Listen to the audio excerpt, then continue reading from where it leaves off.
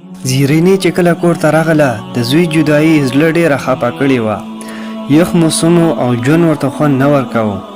یوه شپه چې هم باران ورېدو زیرینې له در نه رایخه شوه. د زړه دوره ورته وشوه. ګاونډین زر یو موټر پیدا کړو او زیرینې هسپتال ته ویوړه. د هغه زوی نصیب الله ته خبر ورکړی شو، خو هغه ویل زه ډېر زیات مصروفه یم، سبا به درشم. خو هغه سبا هیڅکله را نغلی. زیرینې د هسپتال په تخته پرته وه.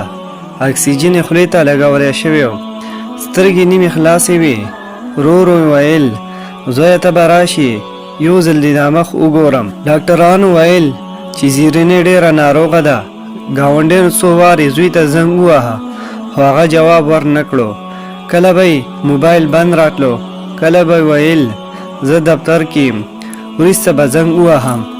زیرینې د زړه د ناروغۍ د وجې نه بلکې د زوی لاپرواهۍ زړه مات شو. هغه پوهېده چې دا ژوند وروسته څو شېبې دي.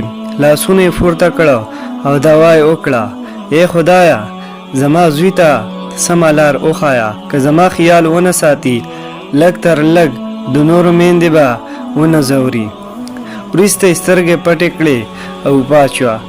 کله چې نصیب الله ته د مور د مړینې خبر ورسېدو ډېر وارخطا شو. بدن یې لړزېدو، سترګې اوښکې ډکې شوې او چغې کړې.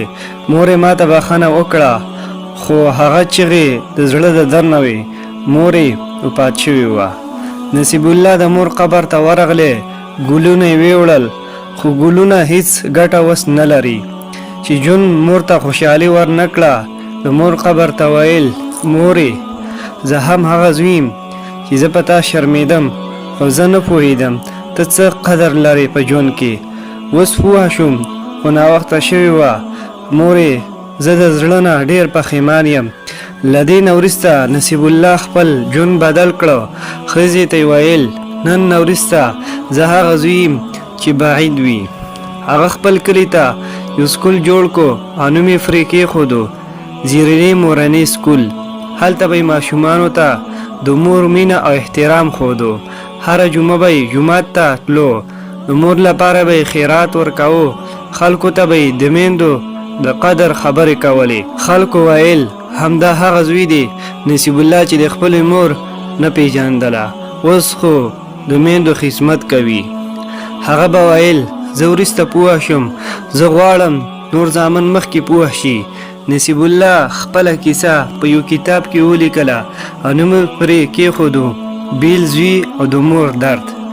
زرګونه خلکو دا کتاب اوس لولي. په شروع کې هغه د مور په قبر یو لیک کېښودو، مورې زه تا هېرولی نشم، زما ژوند تا ته وقف دی چې نور زامن د خپلې ژوند میندې ونه بیلي. دا د یو زوی د زړه نه در نه یو مور خط او مور ولي قرباني وه. ملګرو دا کیسه مو خوښه شوي ضرور کمنټس وکړئ. وګانو دپاره زموږ چینل سبسکرایب کړئ.